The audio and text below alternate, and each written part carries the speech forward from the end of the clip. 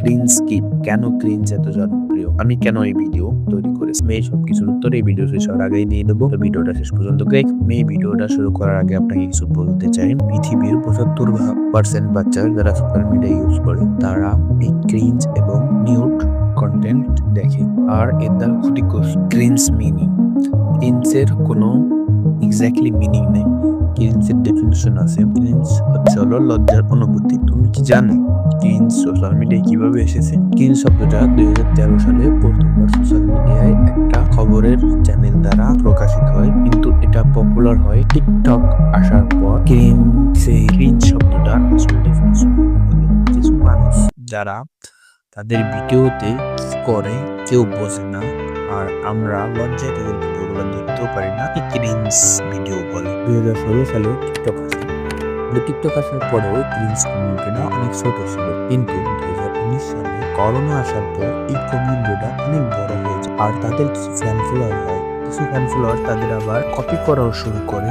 এই করোনা শেষ হইতে হয়েছে ফ্যান ফলোয়ার গুলো মোটামুটি ফেমাস হয়ে যায়, কিন্তু 2024 সালে সেই ক্রিঞ্জ ক্রিয়েটরদের বর্তমানে বলা হয় সোশ্যাল মিডিয়া স্টার, সেলিব্রিটি।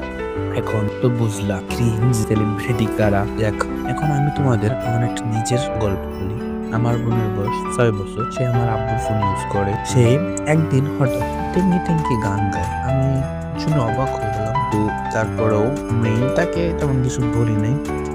কিন্তু এর পরের দিন সে ক্রিঞ্জের মতন কথাবার্তা বলা শুরু করে। আমি দেখে অনেক হতাশ হই এবং তাকে অনেক বেশি কথা বলি, তারপর ইউজ করাটা বাদ দিয়ে দিই। কিন্তু আমি একটা জিনিস সোশ্যাল মিডিয়ায় রিসার্চ করে দেখলাম যে 75% বাচ্চা যারা সোশ্যাল মিডিয়া ইউজ করছে সবাই তো এগুলো দেখে। আমার কাছে খুবই খারাপ লাগলো। আবার অন্যদের দেখলাম ইন্ডিয়া, তারা এটাকে বন্ধ করার চেষ্টা করেছে, কিন্তু তারা এতে সফল হইতে পারে নাই, কারণ এটার কোনো সমাধান নাই। যদি আমরা বাঙালিরা চাই যে টিকটক ব্যান করে দিব, তাহলে তারা ইনস্টাগ্রামে যাবে। যেমন ইন্ডিয়া টিকটক ব্যান করে দিছিল, তারা ইনস্টাগ্রামে যে এখন সেম ভিডিও বানাচ্ছে। এই ছিল সোশ্যাল মিডিয়ার 50%। বাকি 50% নিউড কন্টেন্ট নিয়ে বিষয় বলা যায়, মানে নগ্ন কন্টেন্ট। সোশ্যাল মিডিয়ায় অনেক কন্টেন্ট ক্রিয়েটর আছে যারা নগ্ন ভিডিও তৈরি করে। তাদের এইগুলোর বিষয় আসলে কথা বলে ঠিক না, কিন্তু কিছু কিছু সেলিব্রিটি আছে। সেলিব্রিটি মিনস যারা ইনস্টাগ্রামে কন্টেন্ট ক্রিয়েট করে।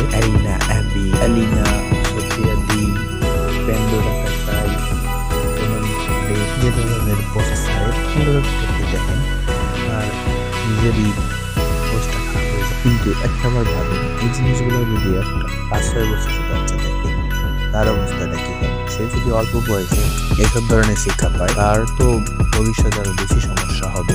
তো এই জন্য আপনার বাচ্চাদের একটু কি করে রাখবেন, কারণ এই সেলিব্রিটিদের বলে কোনো লাভ নেই। তো আর একটা বিষয় যেটা হচ্ছে, অনলাইনে অনেক সিনেমাটা প্রেম করে, অনেকগুলো আছে, তার ভিতরে আবার ইন্টারনেটে কিছুদিন পর পর ভাইরাল হয়ে যাবে, লিঙ্ক ভাইরাল হতে থাকে। তো আমি এরকম একদিন ফেসবুকে চালাচ্ছিলাম, আমার সামনে একটা পোস্ট আসলো, লিগাল লিঙ্ক ভাইরাল, যার কারণে সে সুইসাইড করতে গেছে। আমার কাছে যে সুইসাইড করতে গেলে না, এটা তো খারাপ লাগলো। কিন্তু আরেকটু নিচে ক্যাপশন বলে দেখি, এটা আপলোড করছে তার বল। এটা কেন, তো মোটামুটি করলে একটাই দেখতে পাইলাম। সেখানে দেখি আর্টিকেলে লিসার বয়ফ্রেন্ড বলছে, লিসা এবং আমার 2 বছর রিলেশনশিপ ছিল। লিসা আমাকে অনেক চিট করছে, তো আমি অনেক ওটাকে ভালোবাসি, জানে ছাড়তে পারি না। ওরও অনেকগুলো বয়ফ্রেন্ড আছে, তো একটাও ধরা পড়ে না আমার সামনে এখনো। তো একদিন কবিরাজ থেকে বেরোর সময় ওকে দেখি ওর বয়ফ্রেন্ডের সাথে বসে গল্প নাচতে টাচতে করতেছে।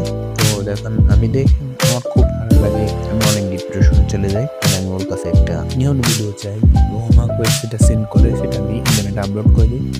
এটা প্রথমে ভাইরাল না, দেন পরে আমি টাকা পয়সা দিয়ে ভাইরাল করাই। তো এখন আমি খুব ভালোই খুশি। তো এটা হচ্ছিল তার বয়ফ্রেন্ড বলার ছিল, লাগিয়ে যে সোশ্যাল মিডিয়াটা ভালো ছিল, এখন কোথায় চলে গেছে, খুবই খারাপ। তো সবাই এগুলো থেকে করবেন, নিজের বাচ্চাদের প্রতি একটু খেয়াল রাখবেন, যাতে ছোট বাচ্চারা এগুলো থেকে একটু দূরে। তো এই যেই ছিল আজকের ভিডিওটা ভালো লাগলে অবশ্যই লাইক করেন, আর নেক্সট ভিডিও আসতেছে, নেক্সট ভিডিওর জন্য অপেক্ষা করেন।